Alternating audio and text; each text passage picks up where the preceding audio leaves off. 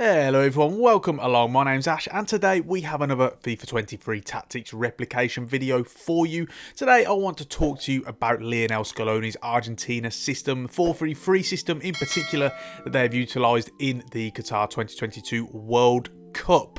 For those of you who are new to the channel, welcome along. Please do hit the subscribe button and ring the bell down below to get notifications every time I upload a video, because you can get access to a whole range of FIFA 23 Tactics videos, FIFA 23 videos, Football Manager videos, and a whole lot more. In this video today, I will show you the position changes, the formation, the tactical instructions, and also the play instructions, and we'll talk about what they do and why they do it.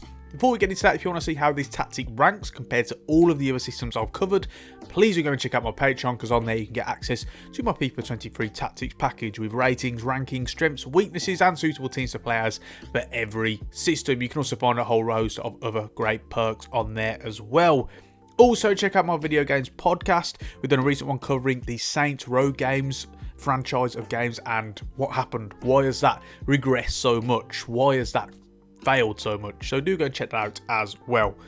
Right then, with regards to the system of Scaloni's Argentina, without a doubt the most difficult system that I've had to replicate so far in this World Cup, just because of the nature of the fluidity of the positioning. So as you can see, it looks a little bit different. Now, you just want to go with the simple 4-3-3 holding, but as you'll see here, there are a couple of position changes. First things first is Acuna at left back. You want to change him to left wing back. This is going to get him further forward. You'll notice it in the gameplay down below that whenever we kind of have a general sense of possession, he's always further forward than the right back, who is just a simple, Molina in this case, is just a base fullback. And the reason why we change this is Acuna literally plays as a winger. He is so advanced, he's so far forward, he's the one creating the width on this left-hand side. He really should just be playing on the wing, really. And this makes room for Alvarez in this case, sometimes Martinez has played there, who is actually moved into the left forward position. Very tough to replicate this. We settled for this on the end. What he does is he kind of plays as like a hybrid striker winger role.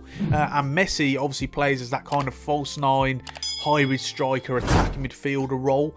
Really tough to kind of get this in, but you'll basically find Alvarez playing that hybrid role. He's often coming in into the central areas, and Messi is then dropping off. And that's how they're working that out. Di Maria is still a right winger, but I did just move him in for my own OCD purposes, just to make it look more aesthetically pleasing. With regard to the two central midfielders, you don't need to change them. So with that being said, let's get into the tactics.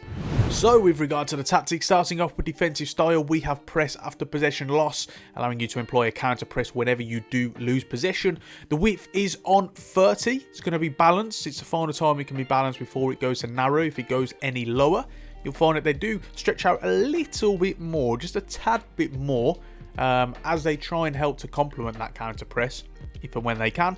The depth is on 60, and that is again giving you a mid block. It's been very rare to find teams using this real high line in the World Cup, and I don't think it's something that international football really lends itself to. 60 gives them a little bit more in the way of pragmatism. Offensively, we've got slow build-up play, allowing them to play out from the back, particularly from goalkeeper restarts. Defenders are going to drop into the box and show for the ball. And then the chance creation is also possession. You don't find them sort of bursting with a high volume of kind of intense running. Instead, they like to work the ball up the field. They like to kind of drive the opposition backwards through their passing and possession, rather than kind of relentlessly making those runs in behind. The width is on 30, a little bit more compact, a little bit more narrow, getting players like the central midfielders closer together, Messi into these tight areas, etc., working with the likes of the attackers and the central midfielders as well. And then players in the box is on 5. The lowest we've had it in quite a while, only giving you between 2 and 3 players in the box. You'll notice they don't like to get a ton of players into the box. Instead, they'll often have quite a few players just circling around the edge of the area. That's how they've scored a lot of their goals. They've also been forced into it because a lot of teams who they've played against have employed a real low block. And so as a result, in order to kind of counteract it being too crowded in the box, they'll often leave players on the edge of the box, and that's how they score goals, because they can kind of sucker punch them from long range. Corners and free kicks for both of the set pieces are on 4 apiece. Right, moving on to the player instructions, starting off with Martinez in goal. We've got him on comes for crosses, and this is something I always implore you guys to use. Because it just help you out, really. It does help you out, but it's also part of him as well. You know, he likes to play in the front foot. He's a fairly aggressive keeper when it comes to those crossing situations, and so we got him on comes for crosses. But saving outside the box is only on balanced. You're not going to find him drifting out too far from his goal, and nor is he needed to, really. With the 2 centre backs, there are no changes there. Again, if you wanted something that's more personal, you can change Otamendi and Romero, really, to aggressive interceptions. Both of them do like to kind of impose themselves on the opposition, particularly when the ball is played into them. But for the kind of purpose of the tactic, I prefer to keep it on normal. I didn't really see the upside in this instance. With the 2 fullbacks then, starting off with Molina at right back, we've got his run type on overlap, but his attacking runs are only on balance. So when he does get forward, he's going to kind of hug the touchline more, and that will complement Di Maria, who's going to angle his runs, which we'll talk about shortly. But attacking runs, he's not always getting forward. Sometimes he stays back. Remember, Acuna, who we'll talk about shortly, is very attacking minded, so he will generally often stay back more often than not, but occasionally he will get forward and support attacks.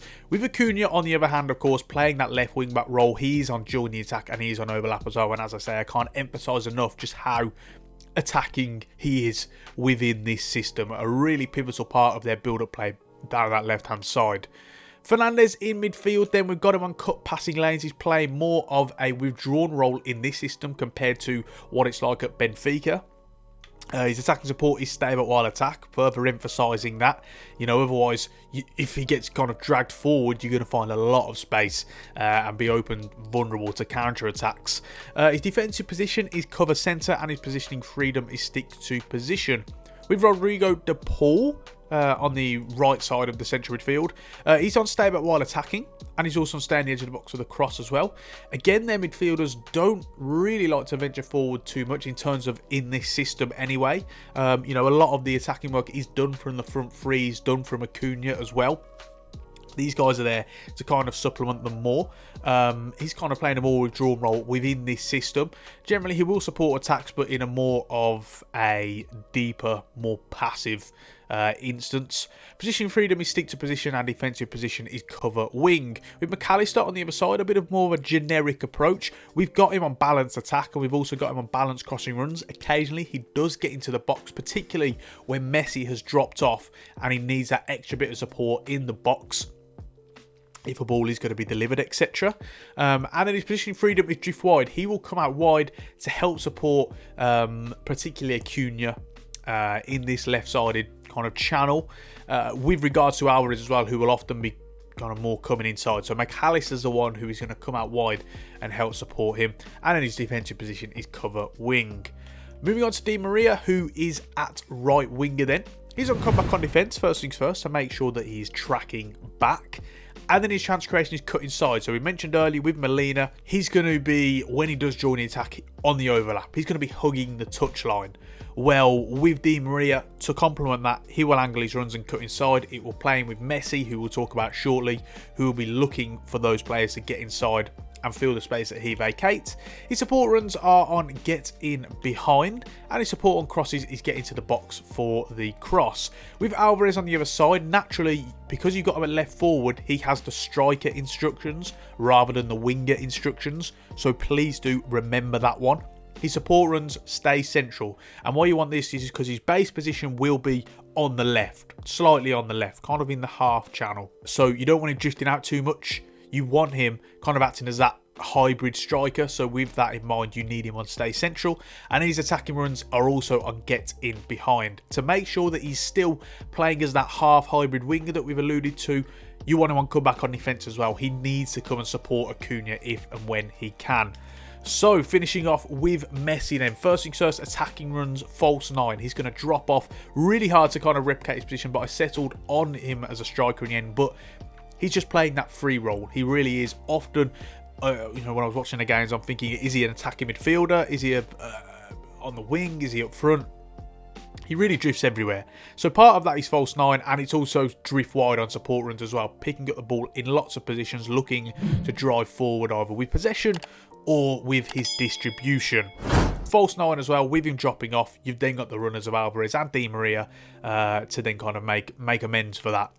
Defensive support is also stay forward. We know what he's like. He's not going to be really feeling too many responsibilities defensively. And so this is just there to replicate that as well. Right then, with that in mind, we've just about finished it there. If you've got any questions about the system, please do not hesitate to let me know in the comment section down below. If you want to see how the tactic ranks compared to all of my other systems, check out my Patreon. On there, get access to my FIFA 23 tactics package, behind the scenes videos, early access to videos, Discord server access, and a whole lot more as well. Check out my gaming podcast. As I always say, I absolutely love doing it at the moment. It's so much fun. One of my favourite thing I'm doing on my channel at the moment. So check it out down below. Links to all your podcasting apps, all the video versions you will find in the description and in the comments section as well. With that being said, we're going to go into some gameplay now so you can see the tactic firsthand. And until next time, I've been Brom18, and I will see you soon.